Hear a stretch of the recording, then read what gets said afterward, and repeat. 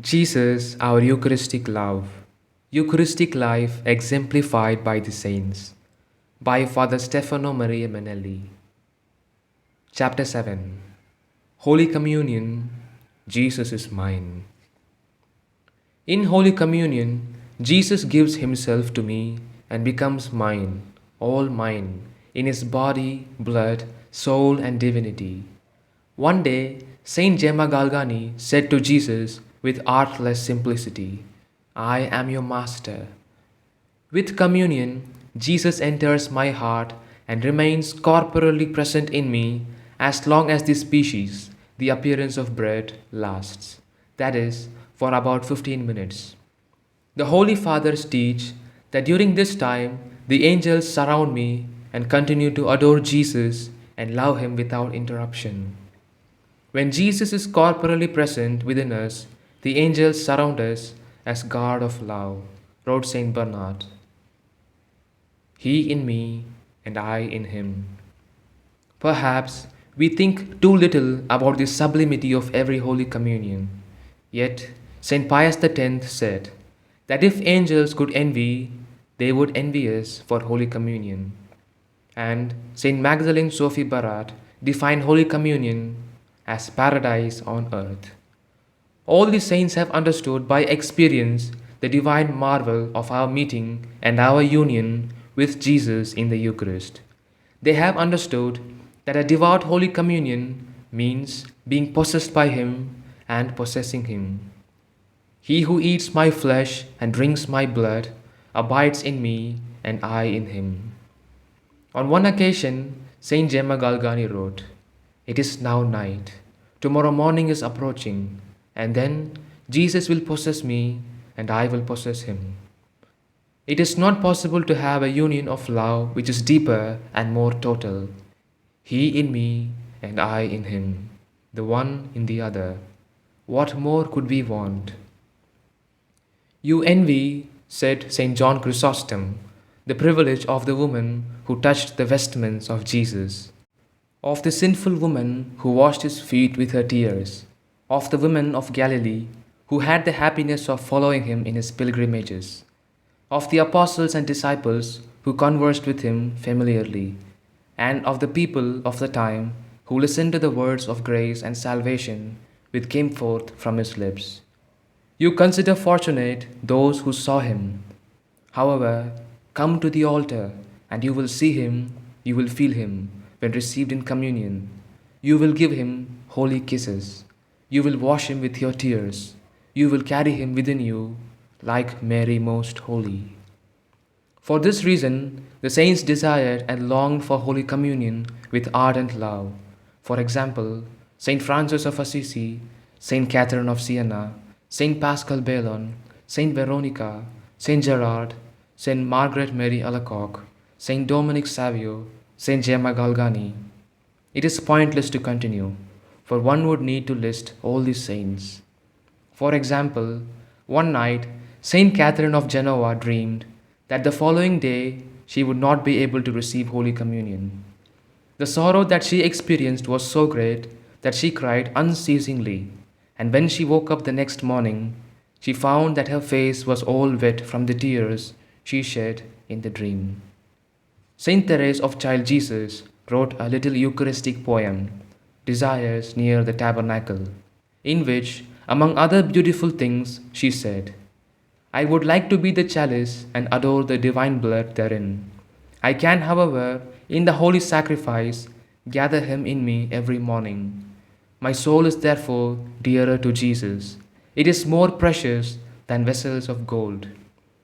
And how great was the happiness of that angelic saint when, during an epidemic, daily communion was given to her.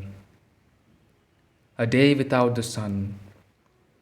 Saint Gemma Galgani one time was put to test by a confessor who forbade her to receive Holy Communion. "O Father, Father," she wrote to her spiritual director, "today I went to confession and the confessor had said that I must stop receiving Jesus. Oh, my Father, my pen does not want to write anymore. My hand trembles violently. I cry." Oh, dear saint, truly a seraph all on fire for the love of the Eucharistic Jesus. For the angelic youth, Aldo Marcozzi, a day without Holy Communion was a day without the sun. In the winter mornings, his mother wanted him to take something hot before leaving to school. In doing so, however, he would not be able to receive Holy Communion, since in those times fasting was required from midnight, and not for only 1 hour as it is today. The holy youth would then say to his mother with sorrow, "Mother, you will have to render an account to God for the communions that you do not let me receive." Another time, a companion asked him if he was not feeling well because he appeared a bit sad. "Today is a bad day for me," replied Aldo, "because I have not been able to receive Jesus." Similarly, Saint Gerard Majella, for a false slanderous report from which he did not want to defend himself, was punished by being deprived of Holy Communion.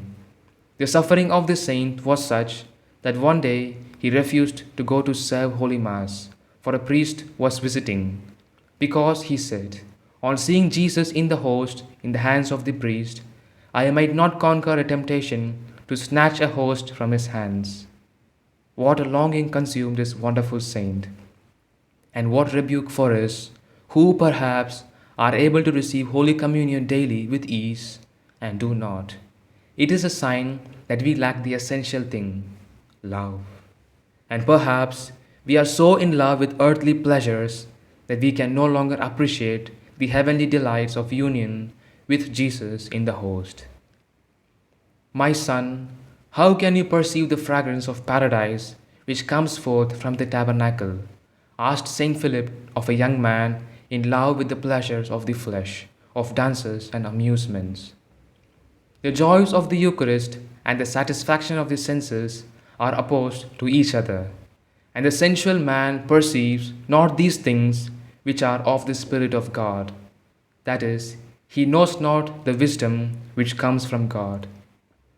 Saint Philip Neri loved the Eucharist so much that even when he was gravely ill, he received Holy Communion every day.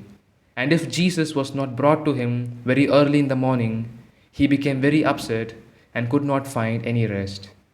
"I have such a desire to receive Jesus," he exclaimed, "that I cannot have peace until I wait." The same happened within our time with Saint Padre Pio of Petrelcina, for only holy obedience could make him wait until 4 or 5 a.m. to celebrate Mass. Truly, the love of God is a devouring fire. Jesus unites me to all. When Jesus is mine, the whole church rejoices, the church in heaven, in purgatory, and on earth. Who can express the joy the angels and saints feel at every Holy Communion worthily received? A new current of love enters paradise, and a new delight comes to the blessed spirits every time a creature unites himself devoutly to Jesus to possess him and be possessed by him. A Holy Communion is of greater much value than an ecstasy, a rapture, or a vision. Holy Communion transports the whole of paradise into my poor heart. For the souls in purgatory, then, Holy Communion is one precious personal gift which they can receive from us. Who can tell how helpful Holy Communions are towards their liberation? One day, Saint Mary Magdalene de Pazzi's dead father appeared to her and said that 107 Holy Communions were necessary for him to be able to leave purgatory. When the last of the 107 was offered for him, the saint saw her father ascend into heaven. Saint Bonaventure made himself an apostle of this truth and spoke about it in vibrant tones. O Christian souls, do you wish to prove your love towards your dead? Do you wish to send them a most precious help and golden key to heaven? Receive Holy Communion often for the repose of their souls. Finally, let us reflect that in Holy Communion we unite ourselves not only to Jesus, but also to all the members of the mystical body of Christ, especially to the souls most dear to Jesus and most dear to our heart. Because the bread is one, writes St. Paul, we, though many, are one body, all of us who partake of the one bread. It is in Holy Communion that we realize fully the words of Jesus, I in them, that they may be perfect in unity. The Eucharist renders us one, even among ourselves, His members, all one in Jesus, as St. Paul says. Holy Communion is indeed pure love of God and neighbor. It is a true feast of love, as St. Gemma Galgani said. It is this feast of love the soul in love can exult, singing with St. John of the Cross. Mine are the heavens, and mine is the earth. Mine are men, the just are mine, and sinners are mine. The angels are mine, and also the Mother of God. All things are mine. God Himself is mine, and for me, because Christ is mine, and all for me. End of chapter.